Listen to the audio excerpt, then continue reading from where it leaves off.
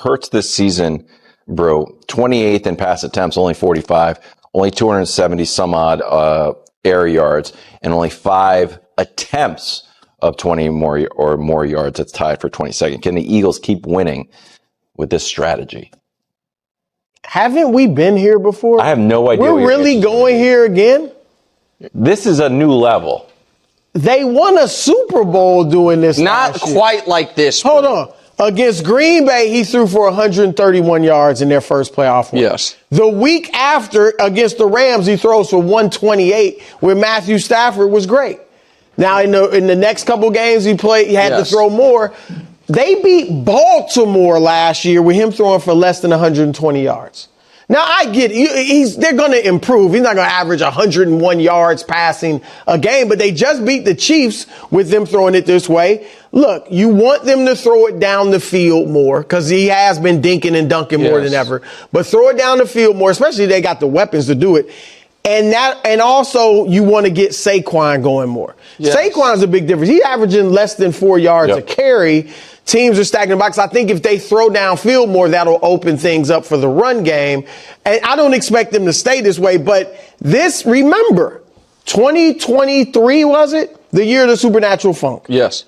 This was what the whole thing was about. Like when they started off 10-1, they kept winning. They were beating everybody, but it was always like, they don't look that good. Right, but that doesn't worry you? And they got into it, and they were talking about, I just think it became this huge weight on their shoulders. Like, yeah, we're winning, but we're not playing well. Mm-hmm. And I think they should, and I think they probably want to make sure that doesn't happen again. I just don't think they should fall in, like the Chiefs last year. Chiefs did not fall into this trap of, we're not playing well, but we keep winning. You know what I mean? Sure. We might have been saying it, but they were just trugging along like, look, we're winning games. If you talk about that, do it within yourselves, among yourselves. But I don't think they should play into it with the media or make it become a big national story that, yeah, we're 10-0, but we're not playing well. I agree with that. I'm looking at it more as, in 10-0, obviously, it'd be a high bound, but whatever. Right. Even 7-3 is great through 10 games. Right. The question is, can they get there playing this way? And the reason my answer to that would be no is because they're not getting they're getting less from the passing game this year than they were last year, while also having a worse defense and getting less from the running game. So last year you had Saquon on the precipice of having the most prolific running season of all time. And, depending on which metric you like, either the best or certainly a top 3 defense in football. I don't know that they have, I don't think they are going to end up having that defense this year. And thus far, they haven't gotten close to that from Saquon this year. Meanwhile, the numbers are jarring. Like you showed 20-plus yard passes. They're throwing the ball less than anyone in the league by a lot. There's only 5 teams at 50% or lower. They're at 40. And Colin had a graphic that they have more tush push attempts this year than 10-yard pass attempts. I was thinking about the tush push. They're using it too much. This year, Jalen Hurts has attempted the tush push more than balls thrown down the field 10-plus yards. Stuff changes all the time in sports because of the way it looks. I mean, the NBA got rid of the hack-a-shack. Hack-a-shack was brilliant strategy by Mike Dunleavy. They didn't like the way it looked. Baseball got rid of the defensive shift. It was great strategy. I mean, the NFL changed the catch rule. They thought players were making these dramatic catches. Fantasy football fans were like, yeah, it doesn't count. It was a buzzkill. So they changed the catch rule. There's a limit to everything. It's the Philadelphia Eagles hosting the Los Angeles Rams. 2-0 versus 2-0. This is going to be great. If you remember last year in SoFi Stadium, Week 12, Philadelphia Eagles come in. Saquon Barkley sets the Eagles single-game rushing record with 255 yards rushing and 2 touchdowns. And then the playoff game. Rams visit Philadelphia in the snow. And Saquon Barkley sets the Eagles' single-game playoff record with 205 rush yards and 2 touchdowns. Put it all together, his all-purpose total yards against the Los Angeles Rams last year, 534 total yards and 4 touchdowns. But this weekend, I think the Rams are going to stop Saquon this time. I kind of think the Rams can stop Saquon this time. You know, I mean, Saquon hasn't really set the house on fire over the last couple weeks. And, I mean, the Rams have looked pretty good on defense. So I think the Rams can stop Saquon this time. Hey, Eagles Nation. What's up? It's your boy here on Eagles Insider. And oh man, do we have a blockbuster episode for you today. The Philadelphia Eagles are flying high at 2-0 after crushing the Dallas Cowboys 2016 inches. Week 1 and edging out the Kansas City Chiefs 2017 inches, a heart-pounding Super Bowl rematch last Sunday. That's right, 3 straight wins over the Chiefs, including last year's epic Super Bowl triumph. We're talking 17 to 1 inch their last 18 games, folks. But hold on to your seats because Week 3 brings a revenge-fueled showdown against the Los Angeles Rams, a rematch of last season's playoff thriller, where the Birds dominated in freezing Philly to punch their Super Bowl ticket. Both teams are undefeated, and the winner hits 3-0.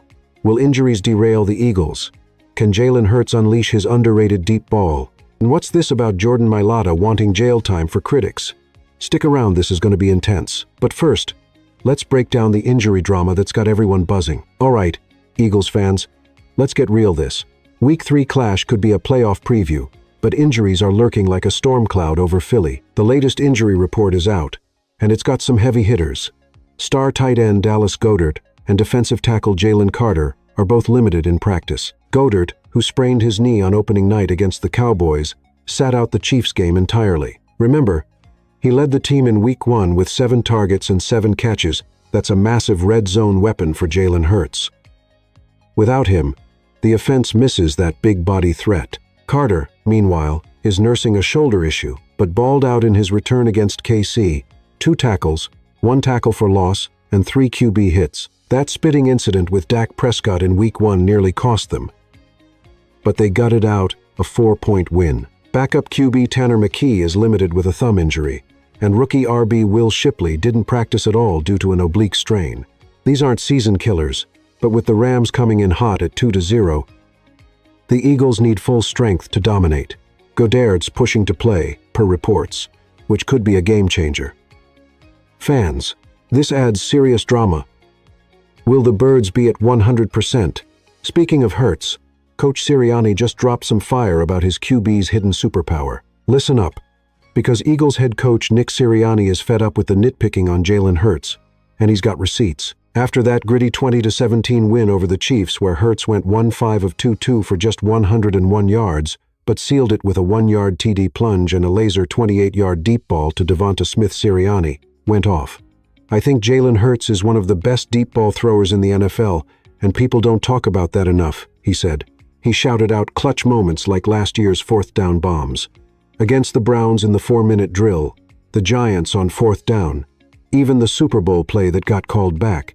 Hurts' connection with his receivers is amazing, per Sirianni, and it's setting up the underneath game. In Week 1 versus Cowboys, Hurts was 1-9 of 2-3 for 152 yards, with Goedert and Barkley hauling in 11 catches combined. This isn't just coach speak, it's a passionate defense of the 7-year-old reigning Super Bowl MVP amid all the hate. The Eagles' offense hasn't exploded yet, but Sirianni admits they need more big plays.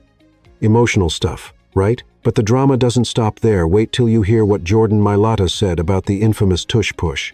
Oh boy, the Tush push controversy is boiling over, and Eagles tackle Jordan Mailata is throwing haymakers. After the Week 2 win, where the Birds converted key short yardage plays amid false start and offsides chaos, no flags called, critics like Bill Simmons called it a rugby play. Mailata wasn't having it. Whichever announcer said it was a rugby play deserves jail time, he fired back. It's a beautiful piece of art. A lot of coordination, organized mass. Every other team can do it. Why can't they convert? He's spot on the play, survived a ban vote last offseason by just 2 votes, and remains unstoppable. The Eagles have dominated short yards with it, helping secure those 1-score wins over Cowboys and Chiefs. But if officiating stays sloppy, 2026 could see changes. Mailata calls the narrative that it won the Chiefs game rubbish. This is pure Eagles grit. Hyped yet? All this builds to the ultimate test against the Rams. Now, the main event. Eagles versus Rams this Sunday at the Link, a massive NFC showdown with both squads at 2-0. The Rams are rolling, but experts like USA Today pick Philly as 3.5-point favorites in what could be the game of the week. Remember last playoffs? Eagles smoked them in Philly en route to the Super Bowl. A win here catapults 1-3-0, but a loss? No panic. These are top 3 NFC teams. Eagles aim to exploit Rams' run D after Barkley's dominance. Rams counter with Stafford's arm. With Goddard potentially back and Hurts deep ball ready, this feels like destiny. PFF previews a close one, but Bird's home crowd could tip it. Don't miss this thriller, it's got all the makings of a classic. Whew, what a ride, Eagles faithful. From injury scares to Sirianni's passion, Mailata's clapbacks, and that looming Rams epic, this team's drama is unmatched. They're 2-0, battle-tested, and primed for glory.